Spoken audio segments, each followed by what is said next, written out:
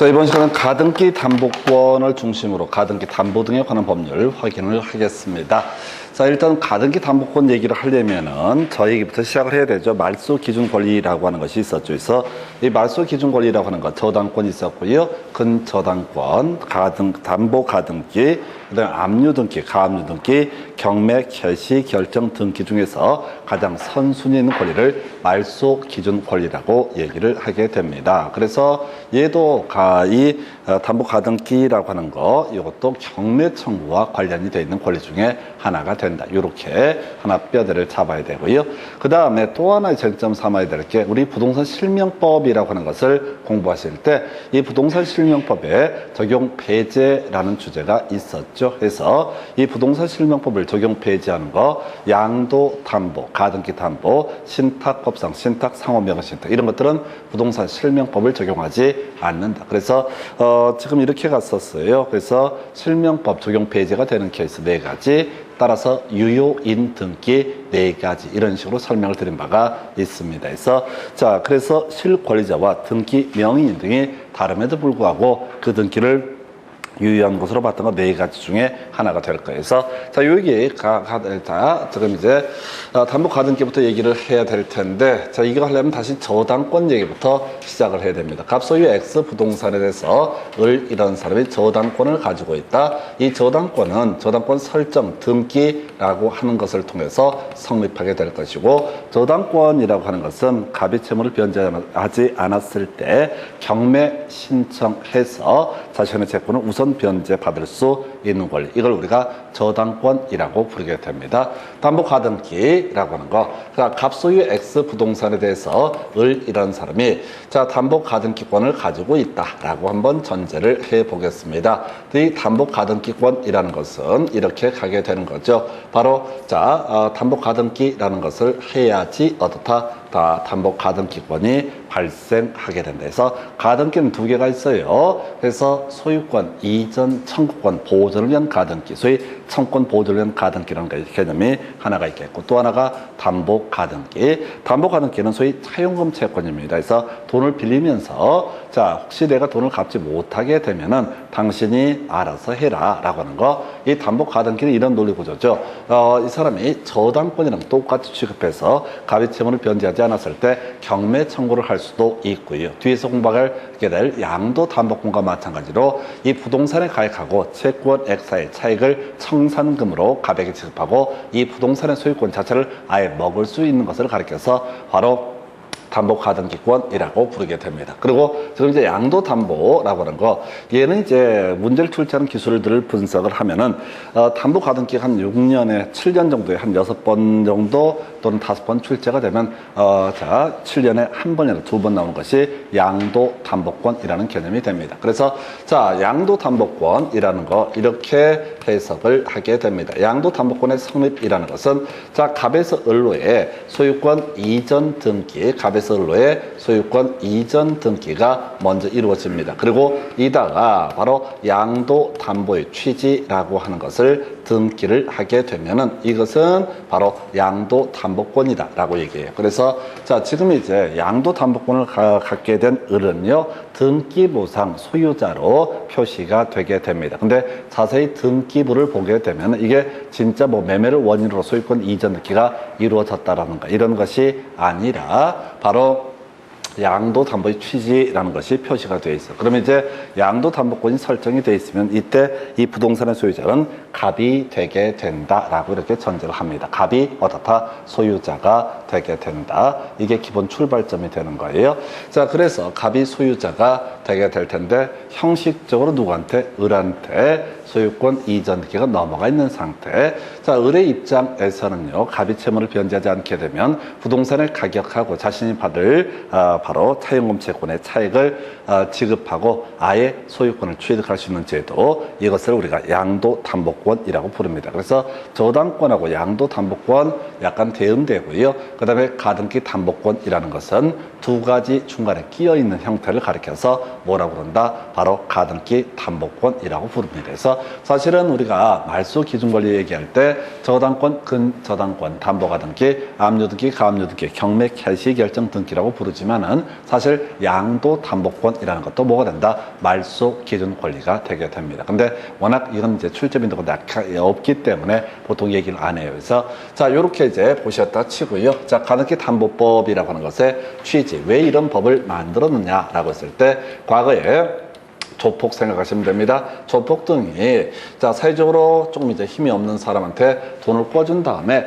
돈을 갚지 않게 되면 부동산 자체를 날로 먹었던 사례가 종종 있었습니다. 그래서 소위 가등기 담보 등에 관한 법률을 만들어 가지고 당신이 부동산을 먹기 위해서는 일정한 절차, 청산금도 지급하고 법에서 정한 일정한 절차를 거쳐야만이 어떻다 소유권을 취득할 수 있게 이렇게 통제하기 위해 조폭을 막기 위해서 만들어진 법이 가등기 담보 등에 관한 법률이 되게 됩니다. 그래서 실제 이런 사례가 있단 말이야. 돈을 빌려준 가등기 담보권자 또는 양도 담보권자가 일부러 돈 갚을 시기가 되게 됐는데 어떻게 한다고요? 돈을 안 받아. 전화번호 바꿔버리고 연락이 안 돼. 그럼 변제기에 이르렀는데 어떻다? 채무를 변제하지 않았다. 그래서 어떻게 변제기 지나고 나서 짠 하고 나타나서 아예 소유권을 날로 먹는 제도. 이게 이제 이런 식으로 조폭들, 이런 나쁜 사람들이 있었단 말이에요. 그래서 당신들이 소유권을 취득하려면 반드시 어떻다? 청산금을 결정해서 통지하고 2개월의 텀을 상대방한테 줘야 되고 그 기간 내에 상대방이 돈을 갚지 않게 되면은 그때 바로 어떻게 할 수 있다? 소유권을 취득할 수 있거나 경매를 청구할 수 있다라고 해서 조폭을 규제하는 법이 가등기 담보 등에 관한 법률이 됩니다. 그래서 앞쪽 이제 소위 가등기 담보법의 적용 범주 관련해서 차용금 채권이라고 하는 것만 어떻다? 가등기 담보법을 적용을 한다. 공사대금 채권이나 이런 것들은 가등기 담보법을 적용하지 않는다. 그 얘기는 뭐냐면 이 공사대금 채권을 담보로 해서 공사대금 채권 때문에 이 채무자가 부동산을 담보로 내놨다라고 한다면 굳이 이 법에서 정한 절차를 거치지 않고도 바로 소유권을 취득할 수 있는 거 이것도 가능하다. 이런 식의 논리구조. 그러나 차용금 채권에 대해서는 바로 소유권을 함부로 뺏어갈 수 없고 일정한 절차를 거쳐야만이 어떻게 할 수 있다? 소유권을 취득할 수 있다. 이렇게 해석을 하게 됩니다. 그래서 자, 차용금 채권 전제고요. 돈을 못 갚으면 어떻다? 자, 경매회사 이 물건을 너한테 주겠다. 이걸 우리가 대물 변제 약정. 그리고 또 하나가 이 차용금하고요. 그 다음에 부동산의 가액을 비교했을 때 바로 부동산의 가액이 차용금보다 커야 되고요. 마지막 가등기나 소유권 이전 등기나 이런 절차를 거쳤을 때만 가등기 담보법을 적용을 한다. 그래서 우리 과거에 나왔던 지문에 뭐 그런 거 나와요. 동산 고려 청자를 맡기고 1억을 빌렸다. 이런 경우는 가등기 담보 등에 관한 법률을 적용하지 않습니다. 왜? 동산에 대해서는 등기 자체를 할 수가 없기 때문에 이런 식의 논리 구조인데 요즘은 거의 안 나와요. 그냥 차용금 채권이냐 공사대금 채권이냐 이 정도만 이슈를 삼게 됩니다. 그래서 차용금 채권에 대해서 어떻다? 바로 가등기 담보 등에 관한 법률을 적용을 하게 된다. 그 정도고요.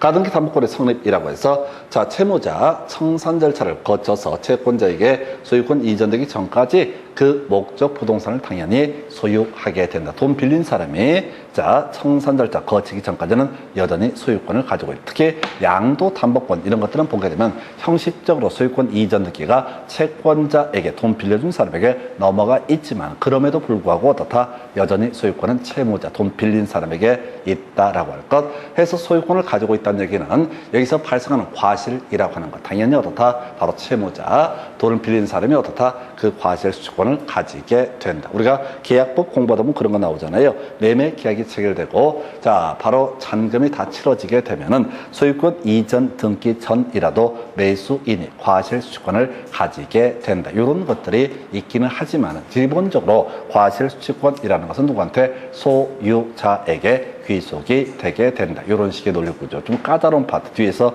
문제 가지고 설명을 드리게 될 겁니다. 자, 채권을 회수하는 방법. 아까 가등기 담보의 경우 둘 중에 하나라고 했어요. 담보권 실행 통지라고 해서 청산금 지급하고 나서 소유권 이전 등기를 통해서 소유권을 취득하는 거 하나 방법 될 수 있겠고 아니면 저당권하고 똑같이 취급해서 경매 청구해서 그 채권 이 물건의 환가 대금에서 자신의 채권을 우선 변제받는 거 이것도 하나의 방법이 되게 됩니다. 그래서 자 소유권을 취득하는 방식을 귀속 청산이라고 부르게 될 테고요. 그 다음에 지금 또 뭐가 있지? 지금 이제 경매 청구하는 것을 가리켜서 처분 정산 또는 처분 청산 이런 표현을 씁니다. 그래서 뭐 큰 이슈 안 돼요. 요건 뒤에서 문제 보면서 살을 붙여야 될 주제가 되겠고요. 자, 바로 가서 볼까요? 이게 소위 이름하여 경매 청구하는 건 큰 이슈가 안 돼. 저당권하고 주로 같이 취급이 되니까. 자, 그래서 항상 가등기 담보권은 항상 뭐랑 똑같다고 생각해야 되면 저당권하고 똑같은 개념으로 하나 접근을 해야 되는데, 소위 이제 귀속 청산이라고 해서 또는 귀속 정산 또는 귀속 청산이라고 해서 지금 청산금을 지급하고 채권자 돈 빌려준 사람이 아예 부동산을 먹는 과정, 이런 과정 거쳐야 됩니다. 첫 번째 이슈, 자, 채권자가 어떻다? 청산금을 결정을 하게 된다. 이 결정하는 방법, 부동산의 가액에서 자신의 채권액을 뺀 금액, 이만큼을 어떻다? 청산금으로 결정한다. 그런데 만약에 선순위 담보권자가 있으면 선순위 담보권자의 채권액도 뺀 금액을 어떻다? 바로 청산금으로 결정한다. 사안 보겠습니다. 갑 소유의 X 부동산에 대해서 을이라는 사람이 저당권을 가지고 있다.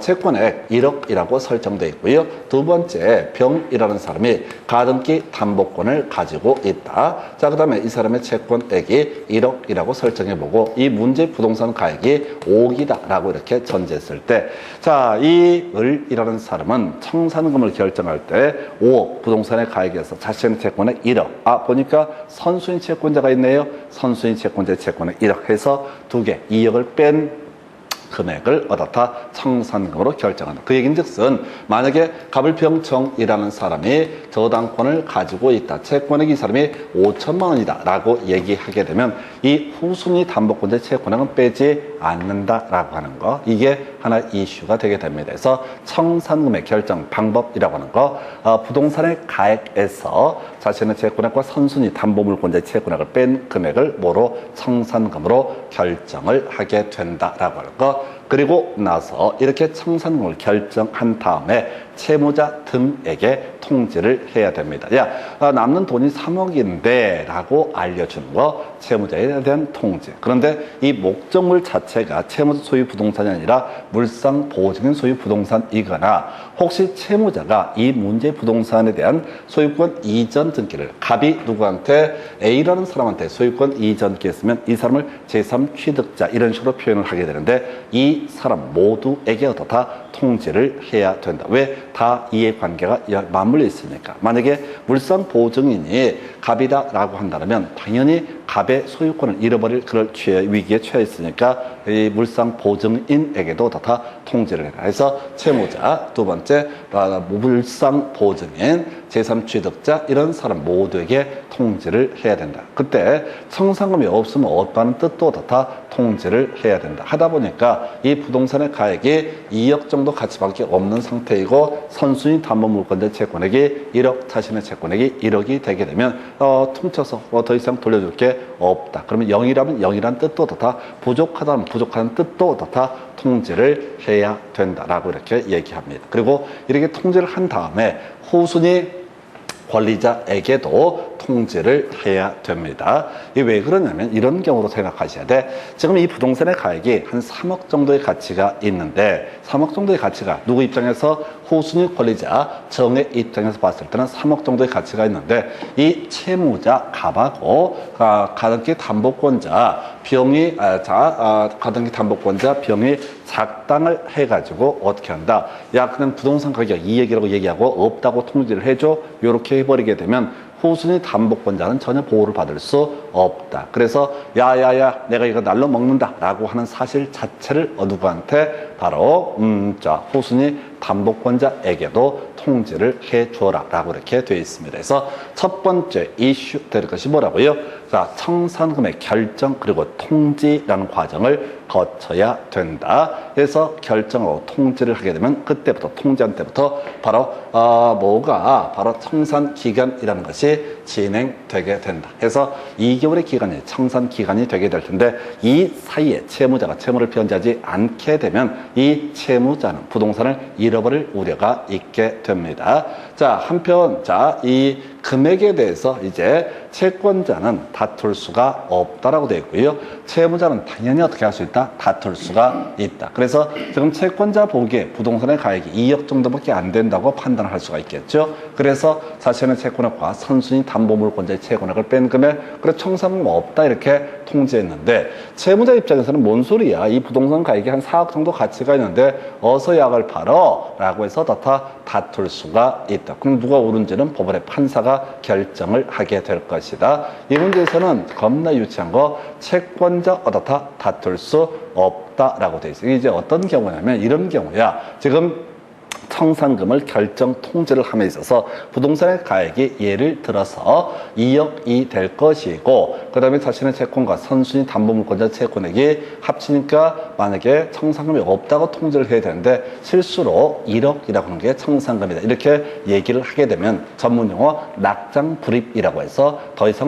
다툴 수가 없다. 그러면 채권자 입장에서는 말도 안 되는 금액의 청산금을 지급을 할 것이냐 했을 때 아니요, 그냥 경매 청구하는 방식을 통해서 이 자신의 채권을 회수하는 방법도 가능하다. 어쨌든 간에 시험 문제 별것도 아닌데 중요 쟁점으로 구성하는 거 채권자는 다툴 수가 있다 없다? 다툴 수가 없다. 당연히 채무자는 다툴 수가 있다. 이렇게 해석을 하게 됩니다. 호순위 권리자의 청산기간에 한정해서 이 사람도 경매를 청구할 수 있다. 이게 뭔 소리냐면 이 청산기간 2개월 안에 호순위 권리자 입장에서는 아까 예를 들어서 청산금이 없다라고 해버리면 자기 돈 5천만 원 날라가거든요. 아니야, 시장의 평가를 받아보자 라고 해서 아직 채무의 변제기 도래 전이라 할지라도 청산기간에 한정해서 경매 청구를 할 수가 있다라고 할 거. 3개 외우셔야 됩니다. 첫 번째, 청산금의 결정 통지라고 하는 거 여기서부터 출발을 하게 되죠. 청산금의 결정 통지라고 해서 자, 지금 결정하는 방법이 이슈가 된다고요. 바로 부동산의 가액에서 자신의 채권액과 선순위 담보물권자의 채권액을 뺀 금액이라는 것을 청산금으로 결정을 하게 된다. 이게 포인트. 두 번째, 통지를 했을 때 자, 채권자는 더 이상 다툴 수가 없다. 세 번째, 청산기간 내라고 했을 때 호순위 권리자라는 사람은 변제기 도래 전이라 할지라도 경매 청구를 할 수가 있다. 세 가지가 이슈가 되게 되죠. 자, 그래서 이 사이에 돈을 갚지 않았습니다. 그러면 이제 이 사람은 뭐야? 청산금 지급하고 나서 아예 가등기했으니까 본등기를 통해서 채권자는 그 부동산의 소유권을 취득할 수 있다. 이렇게 전제를 삼게 됩니다. 자, 그런데 자, 본등기와 관련해서 이슈가 될 것. 자, 채권자가 담보 목적 부동산에 관해서 담보 가등기를 마치는 경우로서 청산기간 지나야만이 2개월의 기간이 지나서 그때까지 돈을 갚지 않았을 때만이 본등기를 청구할 수 있다라고 되어 있습니다. 자, 근데 법을 잘 몰라서 이 사람이 이런 일정한 절차, 예를 들어서 청산기간 2개월 이런 것들을 통지하지 않고 그냥 채무자 통장에다가 차액자 청산금이라고 얼마 집어넣어주고 바로 소유권을 취득을 강제적으로 해버렸다라고 하면 이 등기는 뭐가 된다? 무효인 등기가 되게 된다. 그런데 나중에 법을 알고 보니까 이러면 법적 효력이 없다는 걸 알고 다시 청산기간 절차, 청산금 결정 통지 등등 과정을 다 거치게 되면 다시 이것은 실체 공개에 부합한다라는 전제에서 유효한 등기가 되게 된다. 해서 네 번째 출제 포인트 뭐라고요? 청산 절차를 거치지 아니한 본등기는 무효가 돼야 하지만은 나중에라도 일정한 절차를 거치게 되면 이 등기는 유효한 등기가 되게 됩니다. 4개 외우셔야 돼. 다시 갑시다. 청산금의 결정이라고 하는 거 부동산의 가액이라고 하는 데서 부동산의 가액에서 뭘 뺀 금액, 자신의 채권액과 선순위 담보물권자의 채권액을 뺀 금액을 청산금으로 결정하게 된다. 두 번째 이슈, 채권자는 한번 통지를 하면 더 이상 다툴 수가 없다. 세 번째 출제 포인트라고 하는 거 후순위 권리자 청산기간에 한정해서 경매 청구를 할 수 있다. 네 번째 정점, 자, 청산 절차를 제대로 거치지 않는 본등기 무효이지만 나중에라도 청산 절차를 거치게 되면 유효한 등기가 되게 된다. 해서 한 4개 정도가 바로 요 네 군데, 네 개 정도가 이 파트의 주연 출제 쟁점이 되게 됩니다. 자, 여기까지를 우리가 귀속 청산 또는 담보권 실행 통제에 따른 소유권 취득 과정이라고 설명을 드립니다. 그런데 이 담보 가등기 권리자, 이 사람, 자, 뭐 할 수도 있다. 경매 청구를 해서 자신의 채권을 우선 변제 받을 수도 있다라고 하는 거. 이때, 자, 담보 가등기는 저당권과 동일한 것으로 해석을 하게 된다. 그래서 이게 담보 가등기를 설정해 놨는데 중간에 경매가 진행이 되게 되면 당연히 담보 가등기는 저당권과 똑같으니까 매각으로 소멸하게 된다. 지가 경매 시정을 해도 담보 가등기 소멸하게 될 것이고 말소 기준 권리니까 얘는 제 상위에 있든 밑에 있든 어느 쪽이 됐든 간에 담보 가등기는 경매가 있게 되면 어떻다? 매각으로 소멸하게 된다. 저당권도 마찬가지입니다. 저당권도 그 손해를 불문하고 바로 경매만 있게 되면 어떻다? 매각으로 소멸하게 된다. 이렇게 그림을 잡게 됩니다. 해서 자, 담보 가등기 권리자 경매 청구하게 되면 당연히 담보 가등기 권리는 소멸하게 될 것이고요. 한편 제3자의 경매 등이 신청에 의해서 경매가 진행되면 이 사람 손해를 불문하고 최소한 말소 기준 권리이거나 말소 기준 권리에 대항할 수 없는 권리거나 둘 중에 하나의 문제이기 때문에 경매가 진행되면 이 권리도 다 매각으로 소멸하게 된다. 이렇게 얘기를 합니다. 자, 그 다음에 우선 변제권 별 의미 없죠? 자, 저당권하고 똑같이 취급을 하니까 후순위 권리자보다는 우선 변제를 받을 수 있다. 그래서 이 사안 있잖아요. 자, 경매가 있으면 스스로 경매 신청을 하든 제3자의 경매 청구에 따른 경매 신청이 됐든 경매만 있으면 다 매각으로 소멸하게 된다. 이렇게 가셔야 돼. 이게 이제 사령 문제 구성할 때 조금 부담스럽습니다. 그래서 이 정도가 바로 담보 가등기권이라는 개념이 되게 될 것이고요. 그 다음에 이제 검토 드리게 될 주제, 문제 가지고 가서 볼까요?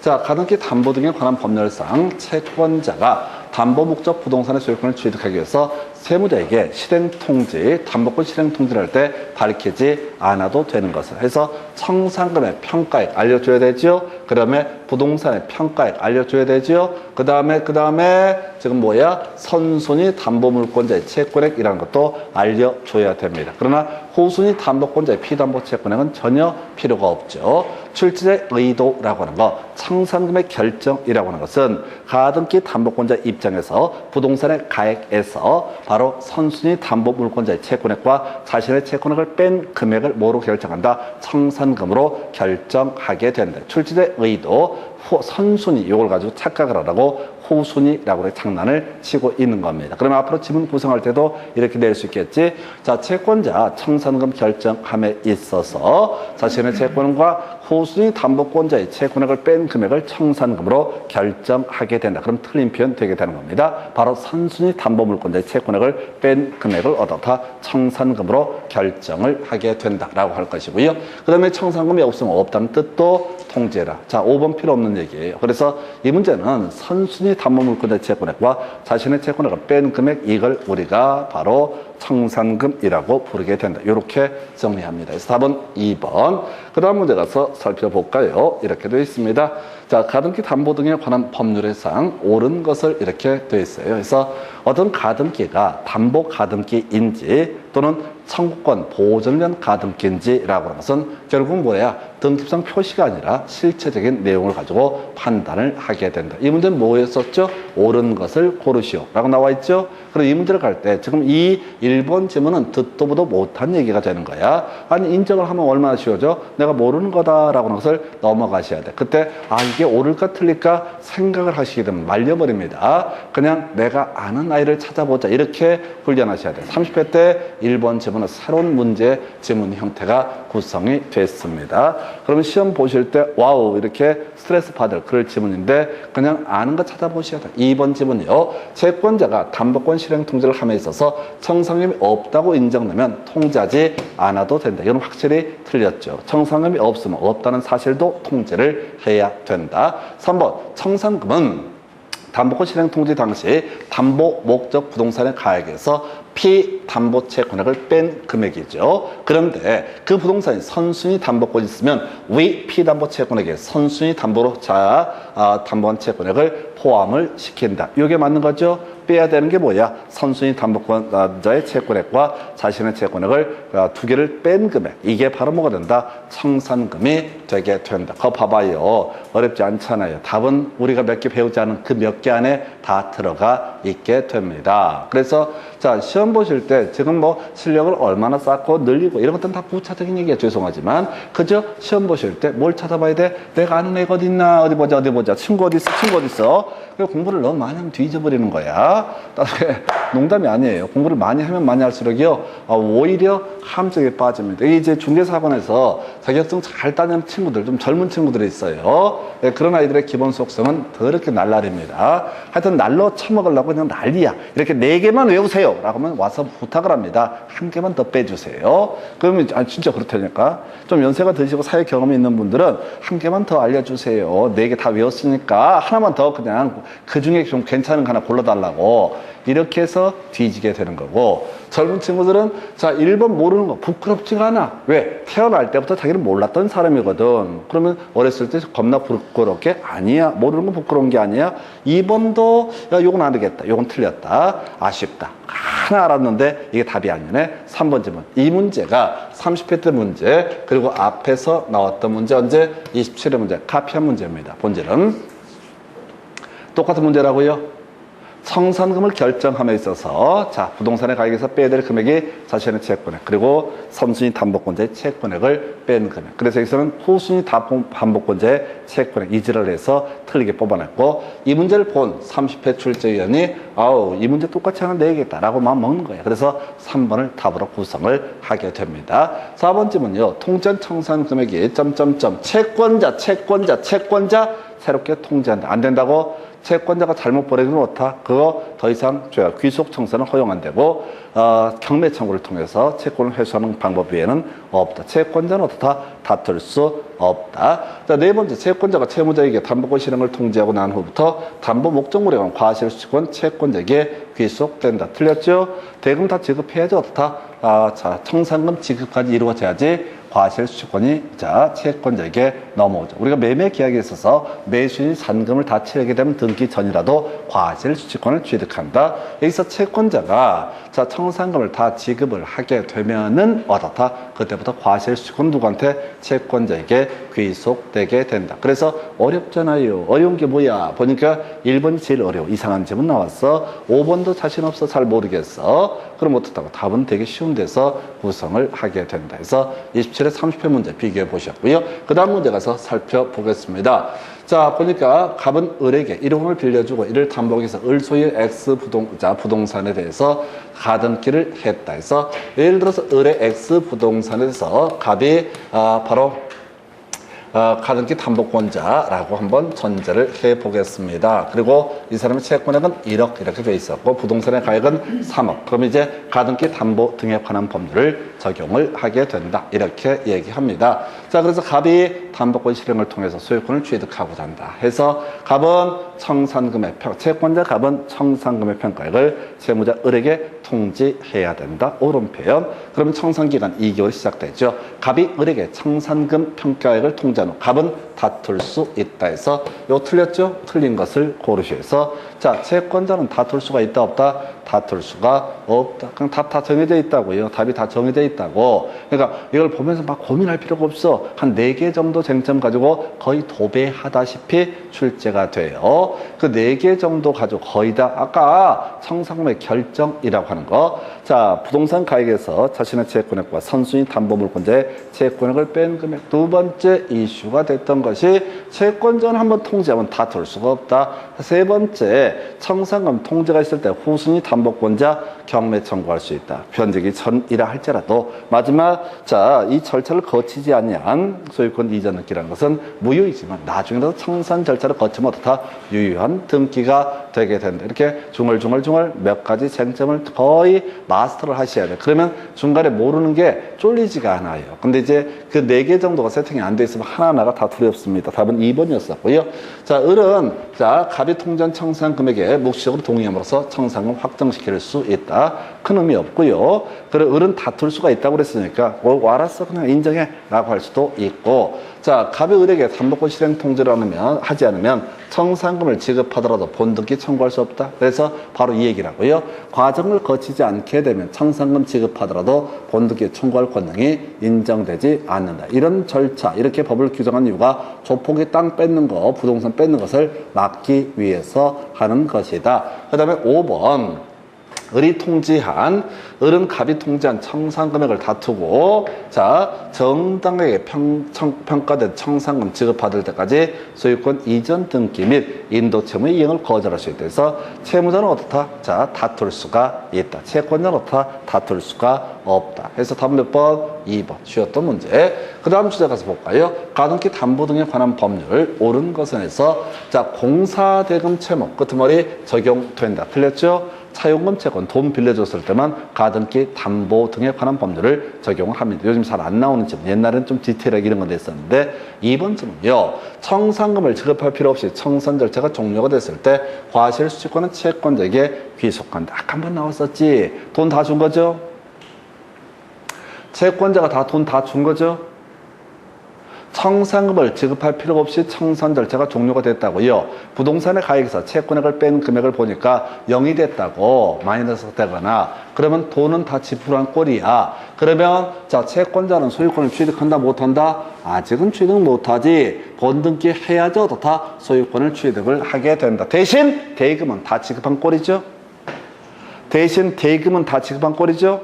아, 줄 돈이 없으니까. 그러니까 이제 과실수취권을 취득을 하게 된다 해서, 자, 이걸 2번을 옳게 구성을 했습니다. 자, 이 얘기는 이렇게 가는 거야. 매매 계약을 체결했습니다. 매수인이 그 부동산의 소유권을 취득하게 되는 시기는 언제? 소유권 이전 등기를 넘겨받았을 때. 그런데 소유권 이전 등기를 넘겨받기 전이라고 할지라도 매매 대금을 완납을 해버리면 그때부터 어떻다? 과실수취권이라는 것을 취득한다. 30회 때도 이 문제가 나왔어요. 계약부 파트에서. 그래서 자, 소유권 취득과 과실수취권은 좀 약간 별개의 문제로 봤던 사례. 그래서 자, 요거 2번을 답을 뽑았고요.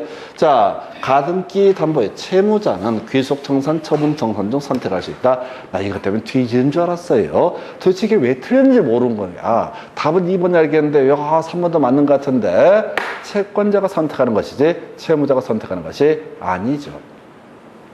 채권자가 선택하는 거지 채무자가 선택하는 게 아니라고. 청산금 지급 절차를 거칠 것이냐, 경매 청구를 할 것이냐는 채권자가 선택을 하는 거다. 그래서 와, 제가 거의 몇 개월 동안 이 문제 때문에 머리가 터져버린 줄 알았어요. 채권자, 채무자 구분을 못 해가지고, 아, 얘도 맞는 것 같은데, 얘도 맞는 것 같은데, 도대체 뭐가 문제지? 아무리 찾아봐도 해설도 없어. 어딜 가도. 너무나 당연한 얘기니까 채권자가 어떻다? 선택을 하게 된다. 그래서 중요해, 안 중요해? 안 중요해. 4개 포함 안 된다고? 얘가 좀 특이했던 문제야. 이건 계약법이랑 짬뽕을 해가지고 매수인이 매매 잔금을 모두 지급했을 때 등기 넘겨받기 전이라도 소유권 자체는 취득 못하더라도 자, 바로 과실수취권을 취득을 한다. 그 얘기를 가지고 구성을 했고요. 가등기 담보의 채무자의 채무 변제와 가등기 말소는 동시 이행 관계에 있다. 피배임 있었지요? 드문 케이스. 피배임. 돈부터 먼저 갚아야지 담보가 등기에 말소를 청구할 수 있다. 돈부터 갚아야지 저당권 등기에 말소를 청구할 수 있다. 자, 그 다음에 배당금부터 먼저 반환해야지 무효인 경매에 있어서 소유권 이전 등기에 말소를 청구할 수 있다. 임차권 등기 명령에 따른 주택 임차권 등기가 됐을 때 임대인은 임대차 보증금 먼저 반환해야지. 자, 바로 임차권 등기 명령에 따른 주택 임차권 등기에 말소를 청구할 수 있다. 몰라도 돼? 해서 피배임 계약법 파트에서 동시 이행 항목권이 부인되는 케이스 이렇게 설명을 드렸습니다. 그 다음에 5번 담보 가등기 후에 저당권자 청산기간 내라도 자, 그 경매를 청구할 수 없다라고 돼 있죠. 좀 어려웠어. 근데 이건 알아야 되지. 담보 가등기 후에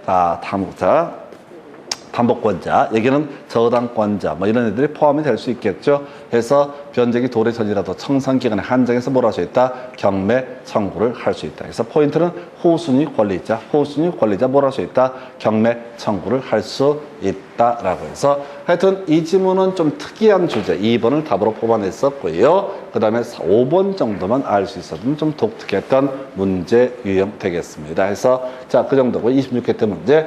그 다음 넘어가서 검토 드릴 주제. 자, 갑은 을에게 빌려준 1,000만 원을 담보하기 위해서 을 소유 엑스토지 시가 1억 원짜리의 가등기를 마친 다음 병의 엑스토지에 대해서 저당권을 취득을 했다 해서 자, 볼까요? 갑이 담보 가등기권자가 되게 된다. 그 다음에 병이라는 사람이 뭐가 된다? 저당권자가 되게 된다 해서 이 그림은 뭘 얘기한 거야? 후순위 권리자를 두고 있는 그런 케이스가 되겠습니다. 그래서 지금 부동산의 가액이 1억이고 이 담보 가등기 권리자 갖는 채권액이 아까 1,000만 원이라고 이렇게 돼 있습니다. 자, 1번. 자, 가등기 담보권자 을의 채무 변제 의무와 갑의 가등기 담보 말소 의무는 동시행 관계에 있다 해서 틀렸죠? 자, 먼저 돈 갚아야지 담보 가등기 말소를 청구할 수 있다. 2번 질문. 자, 지금 채권자 갑은 청산 기간 지나기 전에 본등기를 마치면 그 본등기는 뭐가 된다? 무효가 되게 된다. 돈 줬어도 2개월의 기간을 지키지 않았으면 일단은 무효. 근데 나중에 다시 그 기간을 채워 넣게 되면 어떻다?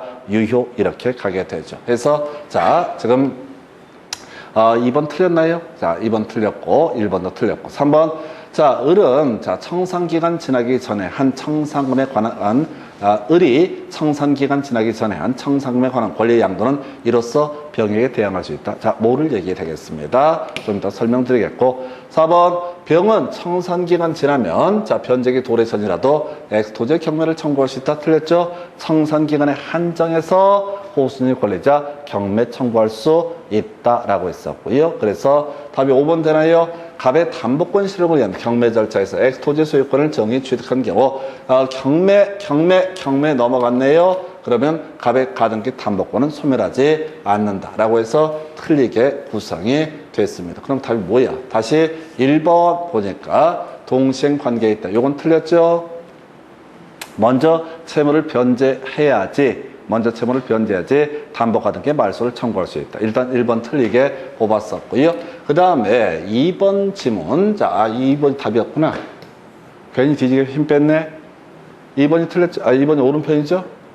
절차를 거치지 않는 본등기는 뭐가 된다? 무효가 되게 된다. 그러나 나중에라도 절차를 거치면 어떻다? 유효한 등기가 되게 된다. 아까 네 번째 쟁점을 가지고 앞쪽만 잘라내서 출제가 된 사례가 되겠습니다. 해서 답은 2번이었었고요. 자, 3번 그냥 버리시고요. 너무 어려웠죠? 그 다음에 자, 4번 후순위 권리자 청산기간에 한정해서 뭐 할 수 있다? 경매 청구를 할 수가 있다. 그 다음에 5번. 자, 경매가 진행되게 되면 담보 가등기권, 양도 담보권 등은 모두 어떻다? 소멸하게 된다. 왜? 말소 기준 권리에 해당이 되기 때문에 손해를 불문하고. 자, 그래서 자, 답은 2번 이렇게 구성을 했었고요.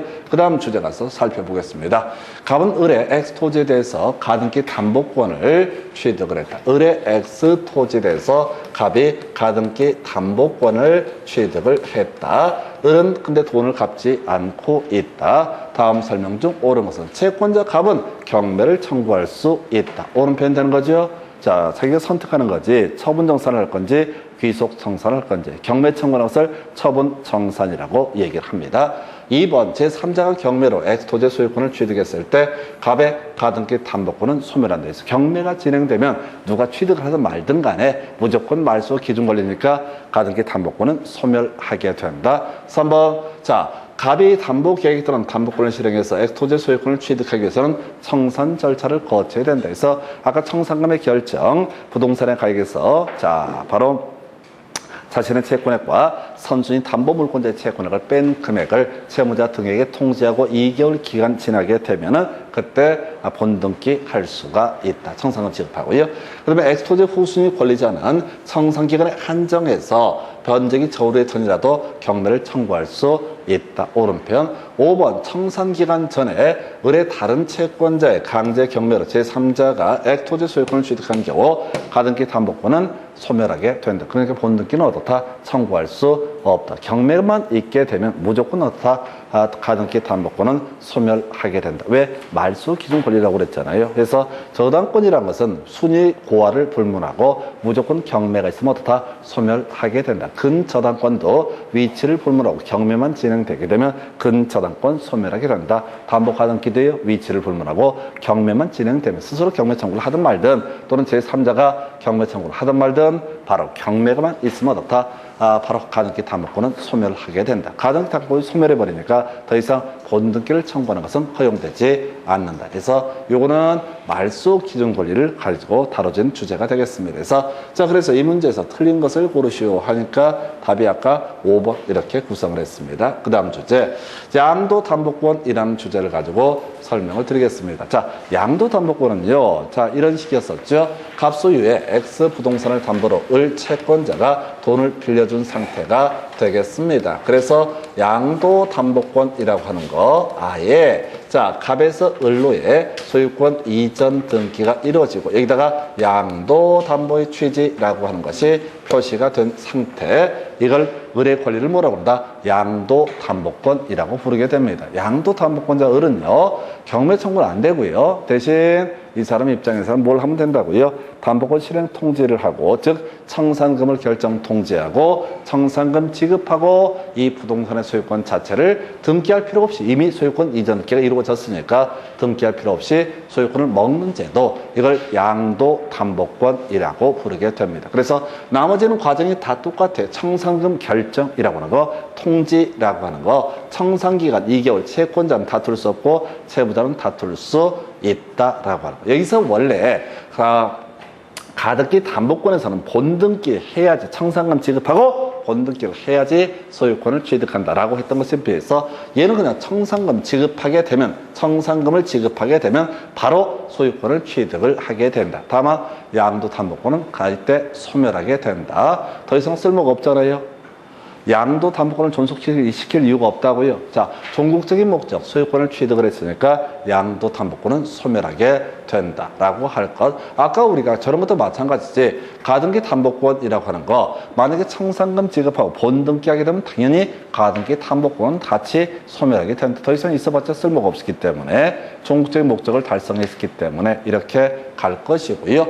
자, 이게 이제 그나마 여기서 이제 이슈가 될 게 이 아이죠. 왜? 지금요, 이 을이라는 사람 이름으로 소유권 이전 등기가 되어 있습니다. 자, 그런데 이 을이라는 사람이 청산기간 지나기 전에, 자, 누구한테 지금 선의, 내막을 모르는 갑을병이라는 제3자에게 이 부동산의 소유권 이전 등기를 해주게 되면 선의 제3자는 어떻다? 소유권을 취득을 하게 된다. 아직 을이 권리를 확보하지 못한 상태에서 팔아먹더라도 어떻다? 선의 제3자는 어떻다? 소유권을 취득을 하게 된다. 그래서 지금 양도담보권 파트에서는 자, 두 가지 정도의 쟁점이 되나요? 자, 청산금 지급하면 아예 소유권 취득하고 더 이상 쓸모없어진 양도담보권은 소멸하게 될 것이다. 그리고 특기할 만한 거, 다른 것과 달라지는 것. 자, 가등기 담보권하고 달라지는 것이, 자, 선의 제3자에게 청산자 거치기 전에 미리 소유권 이전 등기가 이루어지면 선의 제3자는 어떻다? 소유권을 취득한다. 요거 하나만 특기할 만한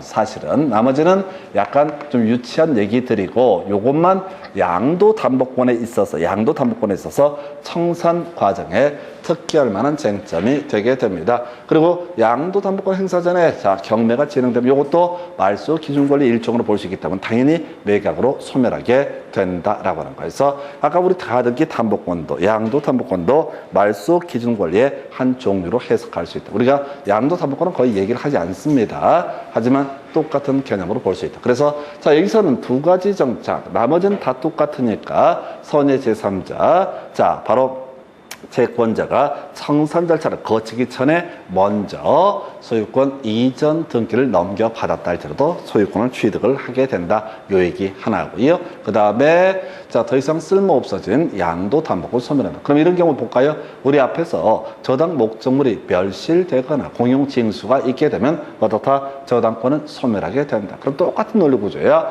자, 지금 어떤 목적물, 담보 목적물 자체가 건물인데 화재로 소실돼 버렸다. 그러면 양도담보권이라든가 또는 가등기 담보권은 어떻다? 당연히 소멸하게 된다. 이렇게 그림을 잡아주게 됩니다. 그래서 이렇게 해서 자, 그렇게 보시겠고, 문제 가서 한번 볼까요? 얘는 근데 많이 나오는 그런 주제는 아닙니다. 해서 한 두 번 나왔었나요? 7년 동안 해서 29회 때 나왔던 문제 오랜만에 나와서 상당히 수험생들이 어려워했던 문제입니다. 그리고 이 문제는 그동안 루틴에서 많이 벗어나 있어서 좀 지저분했던 그런 문제예요.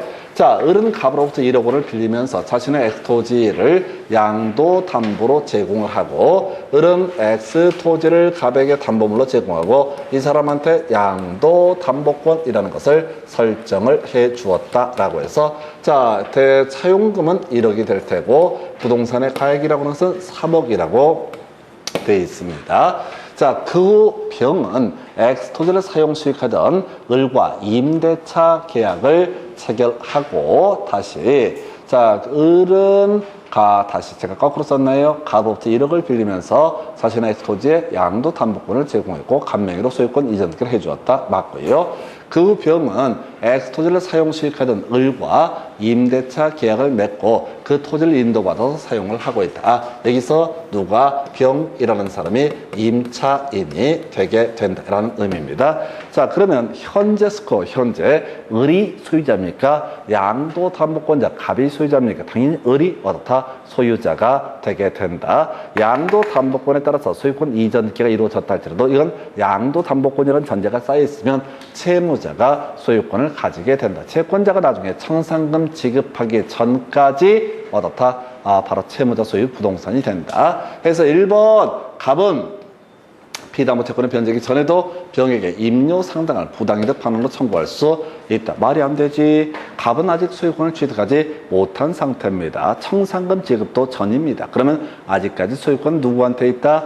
을에게 있다. 그래서 임차인한테 부당이득 반환 청구 당연히 허용되지 않는다. 권리가 없기 때문에. 2번 갑은 특별한 사정이 없는 한 담보권 실행을 위해서 병에게 X 토지의 인도를 청구할 수 있다. 약간 이제 유보이드 실지문. 자, 토지의 인도 청구라고 하는 거 뭐가 됩니까? 바로 자, 방해 배제 청구가 될 수도 있겠고 여기서는 또 원래대로 치면 소유물의 반환 청구라는 개념이 되게 됩니다. 만약에 현재 소유자가 누구죠? 을입니다. 근데 갑이 임차인한테 목적물의 반환 청구를 할 수가 있을 것이냐? 갑이 만약에 소유권을 가지고 있다면 당연히 병한테 뭘 할 수 있다? 목적물의 반환 청구를 할 수가 있겠지만은 자, 이때 갑은 아직 소유권을 취득하지 못한 것 같습니다. 청산금을 지급했단 말은 아직 발견을 못했어요. 일단 2번은 유보해 두시고요. 자, 답이 1번이었었나요? 그죠? 그래서 1번이 답이었어요. 괜히 읽었네. 2번이 어려워요. 그럼 답이 1번이었다고. 이런 게 이제 허탈해. 답은 겁나 쉽게 뽑아주고. 자, 나머지 3번.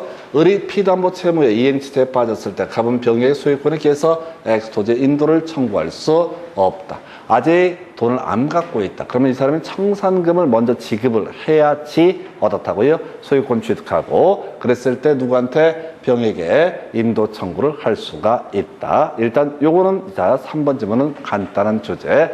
4번 질문은요. 갑이 을에게 청산금을 지급함으로써 소유권을 취득하면 갑의 양도 담보권은 소멸하죠. 더 이상 이건 이제 소유권을 취득하기 위한 권리이기 때문에 양도 담보권은 더 이상 존속시킬 이유가 없다. 그 다음에 5번 질문. 만약 갑이 선의의 정에게 X 토지를 매도하고 등기를 마쳤을 때 자, 정이 소유권을 취득을 하기 때문에 을은 소유권 이전께 말소를 청구할 수 없다라고 해서 자 2번 질문이 좀 특이한 질문은 자 쫓아가지 마시고요. 얘 잘 안 나오니까 자 답은 겁나 1번 간단하게 구성을 해서 현재 소유자가 누구냐라고 하는 거. 양도 담보권이 있다는 얘기는 채무자가 어떻다? 부동산의 소유자가 되게 된다. 이렇게 해석을 합니다. 그래서 답이 1번이었고요. 그 다음 주제 가서 보게 되면은 양도담보권 24회 때. 그러니까 지금 양도담보권은 24회 때 나오고 쭉 안 나오다가 29회 때 한번 나왔던 주제. 해서 가보겠습니다. 갑은 을로부터 1억을 빌리면서 자신의 X 건물에 저당권을 설정해 준 다음이라고 돼 있죠.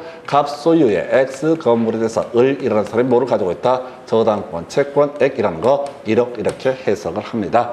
자, 그 다음에 병으로부터 2억을 빌리면서 X 건물을 양도담보로 제공하고 병 명의로 소유권 이전 등기를 해주었다. 그래서 병이라는 사람이 뭐가 된다? 양도담보권자가 되게 된다. 이렇게 병이라는 사람이 양도담보권자가 되게 된다라고 이렇게 전제를 합니다. 그래서 현재 등기 명의, 소유 명의는 누구한테 돼 있다? 병한테 돼 있지만 현재 소유자는 누구로 봐야 된다? 바로 갑으로 봐야 된다. 이런 식의 논리 구조가 되겠습니다. 해서 자 틀린 것은 1번 갑이 을에게 피담보 채무를 전부 변제했을 때 갑은 저당권 설정기에 말소를 청구할 수 있다. 예, 오른편 되죠. 그래서 저당권은 소멸 사유 중에 하나가 돈 다 갚게 되면 어떻다? 피담보 채권이 소멸하게 되면 저당권은 소멸하게 됩니다. 그런데 무효인 등기가 있다고 했을 때 저 지워달라는 것을 말소 등기의 청구라고 이렇게 부르게 됩니다. 2번 질문이요.